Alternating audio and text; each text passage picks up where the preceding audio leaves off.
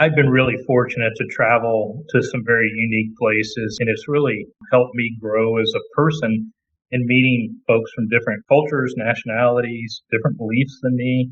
But at the end of the day, everybody's a human being and has the same struggles, similar struggles. I try to be very respectful too, and I think that's so important when you're dealing with different cultures. Well, at the end of the day, in a business deal, everybody's trying to get to the same point and having a successful project. And figuring out a way to do it without animosity, without any issues is so important and makes things go very smoothly. You're listening to Manage This, the podcast for project managers by project managers. My name is Wendy Grounds, and with me in the studio is Bill Yates and our engineer, Danny Brewer. We love having you join us twice a month to be motivated and inspired by project stories, leadership lessons, and advice from industry experts from all around the world. And we love to bring you some support as you navigate your projects. You can also claim free professional development units from PMI by listening to our show. Listen up at the end of the show for advice on how to do that. Now, Bill, we have an interesting conversation with John Holmes today. Yes. He's from Atlas Turf. Atlas Turf produced the grass for some of the world's premier golf associations. And I love the story that he was responsible for the turf that was used in the 2022 FIFA World Cup. Isn't that amazing? Yeah. And he happens to be, their company is headquartered here in Georgia, but he has delivered product and solutions all over the globe. He's had a lot of personal travel. I'd like to see his passport and see some of the stamps in that. And he also has been in places like Sri Lanka, Mauritius, the Maldives, New Caledonia, Seychelles. It's all over the world into very interesting places. He's taking his grass. That's true. He delivers. Hi, John. Welcome to Manage This. Thank you so much for joining us today. So glad to be here and able to share our unique story. Have you always worked with turf? What was your career path? I have a degree in turfgrass management, but my career started when I was a teenager working on the local golf course in our town. And in doing so, I discovered that you could actually go to college and get a degree in managing turfgrass. And I did that and became a golf course superintendent managing the turfgrass on a golf course almost 32 years ago. How about that? So you've been working with grass for 30-something years. And then how did you come to Atlas? What was that transition? My career as a golf course superintendent took me and my wife to Mexico and the Philippines, managing golf courses. And eventually I landed back here in the United States working for a turf farm as a salesperson. And we created a unique business of exporting turfgrass. We didn't invent the process, but we somewhat perfected it. And then as the recession came along, the Great Recession in 2008, 2009, I essentially bought the business from the company I was working with and created Atlas Turf. And we took off running in 2011. Where are your turf products produced? Where do you grow the grass? So our core business is exporting turfgrass, stolons, or sprigs, and they're grown in South Georgia, in Adel, Georgia, and in Camden, South Carolina at two different turf farms. And we'll get into that process, sure, in a little while. We also have a seed company based just south of Portland, Oregon. You are located in LaGrange, is that right? LaGrange, Georgia? LaGrange, Georgia, yep, just southwest of Atlanta. For some, I think they know it as Lagrange. Those are for the fancy folks. It's amazing to me. I mean, what caught our attention was we started reading about Atlas Turf and the impact that your company was having all over the world. Your turf is showing up in these huge projects like the World Cup, and it really brought attention. But it's not all about sporting fields. You guys have a whole line of different products that meet different needs. So describe a bit about those different products and how they're being applied. Our company, in earnest, started providing turfgrass solutions to golf courses in very difficult locations. And when I say difficult, places where water quantity was a challenge, water quality was a challenge, and we had products that would grow in those conditions, but challenging for both the customer and us was getting the product to those unique, sometimes far out of the way locations. And we really started our business hitting those obscure markets and just kind of grew into the business that we are today. I was looking at your website. I was very interested in some of the products that you do produce. And I saw that you also, other than golf courses and sports fields and turf for soccer, you also have products that are solutions for erosion, reclaiming land, and those type of issues. Can you tell us a little bit about that and the grass that you produce for that? Yeah, so we have a turfgrass. The scientific name is Paspalum vaginatum. Seashore paspalum is the common name. Platinum TE is the one variety, and Pure Dynasty is the seeded variety. The paspalum turf grasses are very salt tolerant, meaning they don't grow with ocean water, but they tolerate higher levels of salt than almost any other turf grass. And along with that tolerance comes the ability for those grasses to grow in adverse conditions like mining sites where heavy metals may be mined, and those mines have to be reclaimed and put back into their natural state. Paspalum fits into those markets. And because of the deep rooting of the paspalums, they're also used in land stabilization as well. So we work with a number of companies across the United States on land reclamation projects and erosion control. The next thing I want to get into is the FIFA World Cup.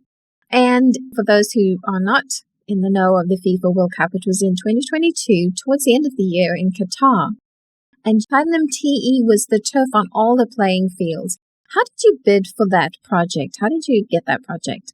Yeah, it's kind of an amazing story. So about 9 years ago, I received an email from a person over in Qatar who was interested in trialing the Platinum TE on one of the soccer pitches at a facility called the Aspire Zone, which is the Olympic training facility for Qatar. And they were interested in the Platinum TE, again, because of its salt tolerance and its ability to grow in harsh climates. And so we shipped some material over there, and one of my business trips over to the Middle East region, I stopped into Qatar. I'd never been there before, and I went to visit the field manager, and he was just over the moon with the quality of the turf grass. And this was way before Qatar was awarded the World Cup. And so they were happy with it.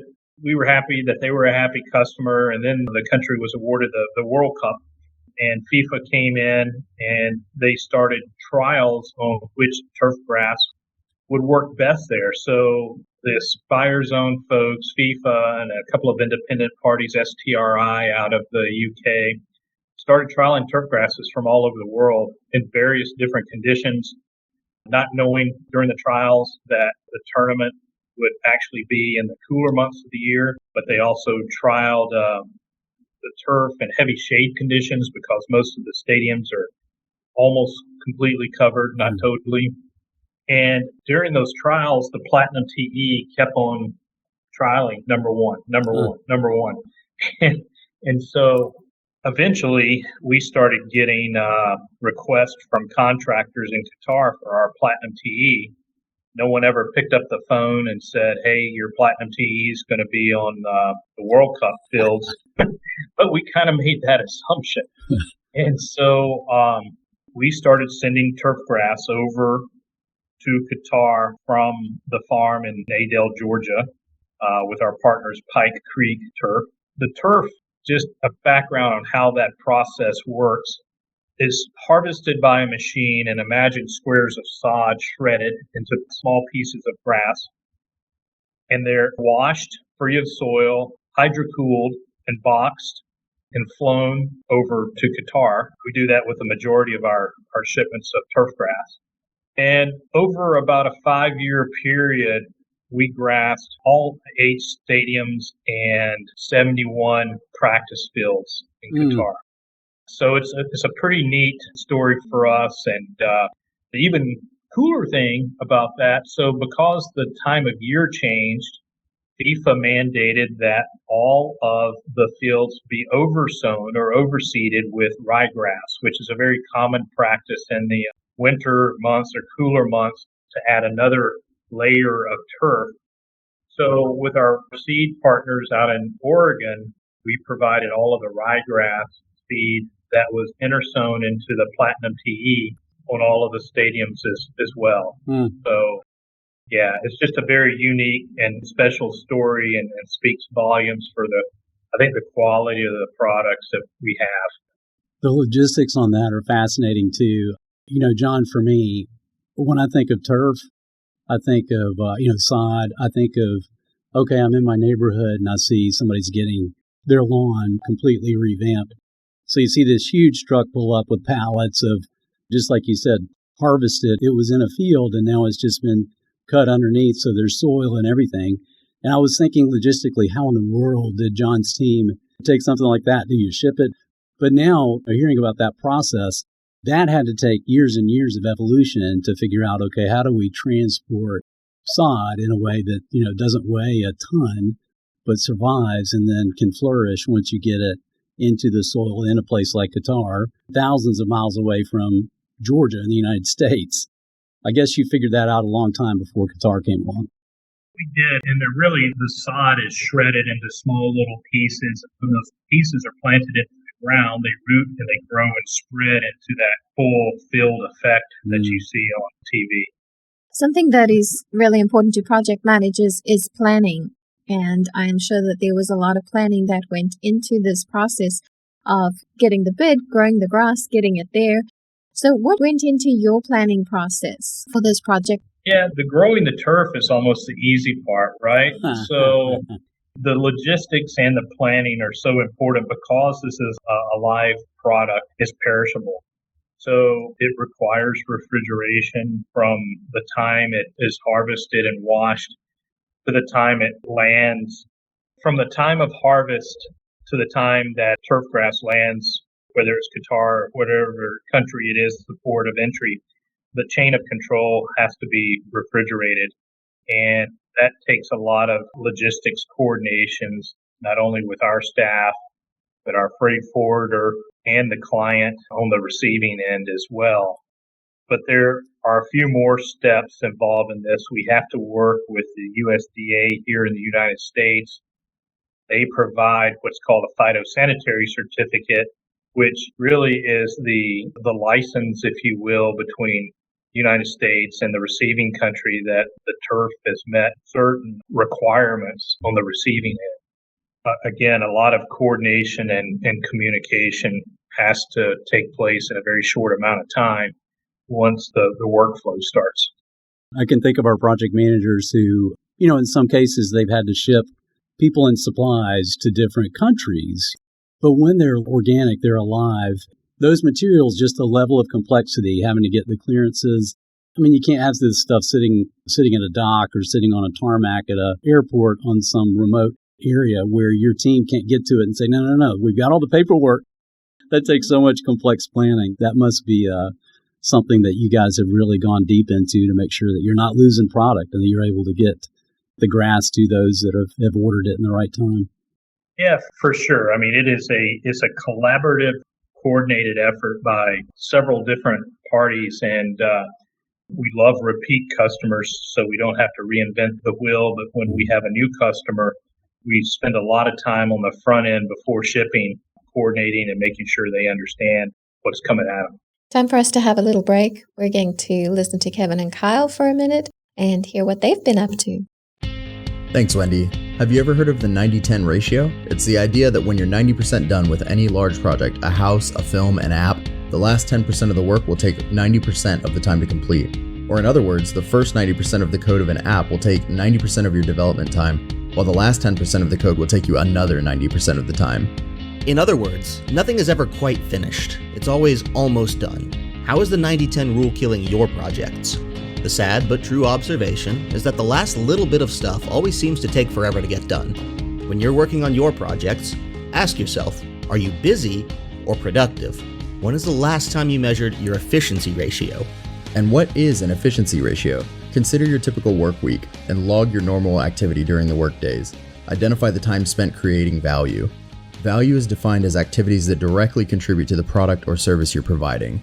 Add up the total number of hours worked, then add up the total number of hours spent creating value. Your efficiency ratio is the number of value hours divided by the total hours worked. Don't be too shocked, it's common for efficiency ratios to be in the 20 to 30% range. If this is something you find yourself struggling with, we have some great resources to help. Alan Zucker's Agile Beyond IT course delves deeply into how using an agile mindset can help improve productivity on all types of projects. Maybe you should take a look at it. So, John, one of the things we want to talk about is just the triple constraints, as we refer to them in project management, the scope, and then the schedule and the budget, or scope, time, cost, as many times you hear it referred to. Talk a little bit with this particular project. Obviously, the scope, I think we've got a sense for that. What about the budget? I mean, I can't imagine the expenses on your side to pull this off, to get this material harvested and then transported thousands of miles and all the red tape that you have to jump through. So what kind of budget are we looking at for a project like this? It was a lot. Yeah. I hesitate to throw out any numbers, but I think it's been pretty well publicized that Qatar by far spent more money than any other FIFA event in history. And I tell you, from their infrastructure and the money they spent on the stadiums and moving people around and just general infrastructure was well worth it, because I think it was a very successful event. And yes, there was an expense on the turf grass, but we were far less of a cost than just building one stadium. What about the timeline? You know, obviously, as you mentioned, you guys had been providing samples of the platinum years before the big event. But when they said, okay, we're ready to place a significant order, what kind of timeline were you dealing with? Yeah, so we had to work with multiple contractors there. There was not one general contractor who was over the whole construction process. There was what's called the Supreme Committee for the government of Qatar that we coordinated with a certain amount, but we literally had to work with 4 different contractors who all had different timelines. And so I made multiple trips over to Qatar over 5 years, meeting with the contractors, trying to understand timelines, because we really only have a window of 2 weeks from the time we harvest to the time we landed there. I was wondering about that. Like with an aquarium, you know, we were talking with somebody who built the world's largest aquarium, and they said when you bring in whatever, these whales or these particular fish, once you pull them from their habitat, you got to put them back in a new habitat in a certain amount of time. So everything has to be ready. Yep, everything has to be ready. And of course, you know, from a contractor side, they have certain timelines that they have to meet financially as well. So it was well coordinated. It worked well on our end and for the most part on their end. You know, fortunately in Qatar, it does get really hot, but they don't have a lot of rain delays there. So, so, you know, the heat certainly slowed them down in the summer because they do have mandatory non-work hours during the day, but it went fairly smoothly. Looking back on it, what project constraint do you think worried you the most or was your biggest risk factor?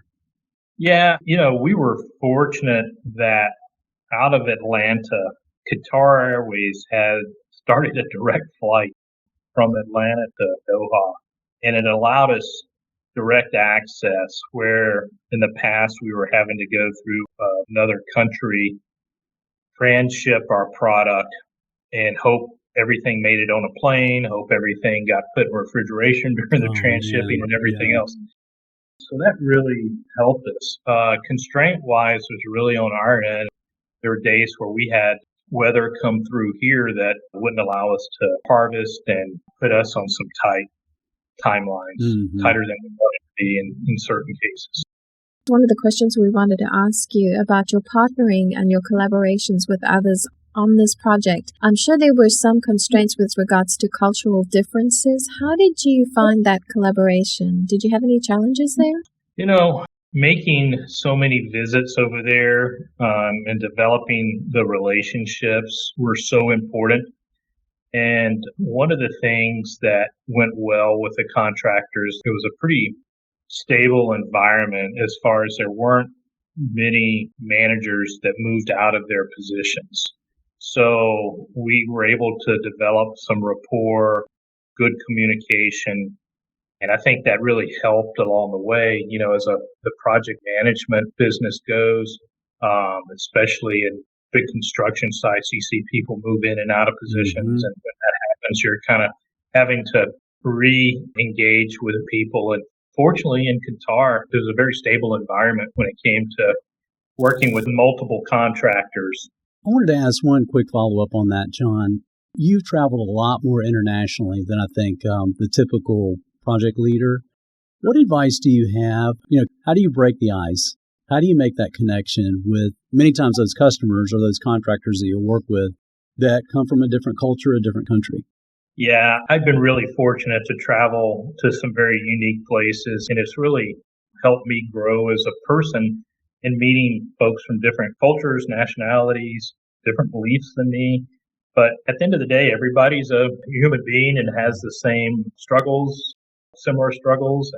I try to be very respectful too, and I think that's so important when you're dealing with different cultures. Look, at the end of the day, in a business deal, everybody's trying to get to the same point and having a successful project. And figuring out a way to do it without animosity, without any issues is so important and makes things go very smoothly. Are there any other challenges that you had to address for that project? Qatar 2022 was fairly streamlined once we got everything going. In our regular everyday business and what we do, we're constantly being challenged with government import rules being changed. And we really have to stay on top of that and understand when, a government decides to put restrictions on some of our products, how to kind of navigate that and use our government liaisons in those countries to help negotiate on our behalf. But for the most part, most of the countries in the Middle East region are open to do business, and we are sending an agricultural product over there. There are restrictions. We respect that. Our biggest challenges a lot of times are just government restrictions. From the project in general, what have been your lessons learned and your takeaways? Gosh, communication is so important, both written communication and verbal communication, and the follow-up there. I tell you, because I wear a lot of hats, whether it's on the sales side, just running some of the day-to-day business. But when you're dealing with project managers on the other side of the desk from you, making sure that communication back and forth really makes things go smoothly. Because when it gets disrupted, or if there's not enough communication, that's when problems arise. I really find the most effective project managers, small scale or large scale, are very good communicators, both written and verbal. Couldn't agree more. That is so true. We've had project managers describe their role as being like this hub of communication. One guy talked about, there's a wheel for my project and I'm right in the middle. I'm that hub. Yep. There are different spokes that come out that I have to communicate the right information to. They're very much like traffic cops directing traffic at a big intersection. Yeah. And trying not to get hit by a car. Just from a project perspective, was this very different doing the World Cup as compared to when you do golf courses? Because you've done golf courses all around the world. Yeah, great question. So our business when we started out was probably 85% golf. And over the years now, it's probably 60%. So football, sports in general, but especially soccer, as we call it here in the U.S., it's a very different sport. Yes, it's turf at the end of the day, but how the fields are built and the expectations of the field managers and ultimately the players are very different expectations than those of people playing golf. So Yeah, we enjoy the sports field business very much. When you're watching somebody on a golf course and it's your turf on there and they take this huge divot, do you just cringe? Is there a little part of you that just dies inside, or are you okay with that? Oh, I'm okay with that. Our particular turf grass, like this past weekend, the Abu Dhabi championships were on at Yas Island in Abu Dhabi. And yeah, there were big divots flying out there, and it was kind of just cool to watch at the end of the day. Yeah, you're at a good place with this emotionally. I like that. Yeah. For sure. Because you've also done baseball stadiums. I think you did Truist Park. Well, the Platinum TE that we own the IP on has grown on the Atlanta Braves Stadium, the Houston Astros Stadium, and it was cool. 2 years ago, Braves played the Astros in the World Series, so it was neat to see our turf on both places, both nice. the fields. Being in Georgia, I think you guys know who I was pulling for, but it was neat to see both teams playing. That's fantastic. Finally, do you have any leadership advice that you can share with our project managers? Any last words you could leave with them? Well, I think continuing education on interpersonal skills is so important. So, project managers are project-based, and as a project finishes, they tend to move on to other projects, especially in the construction side of the business, which we're heavily into. So I go back to the communication skills, and improving communication skills is so important.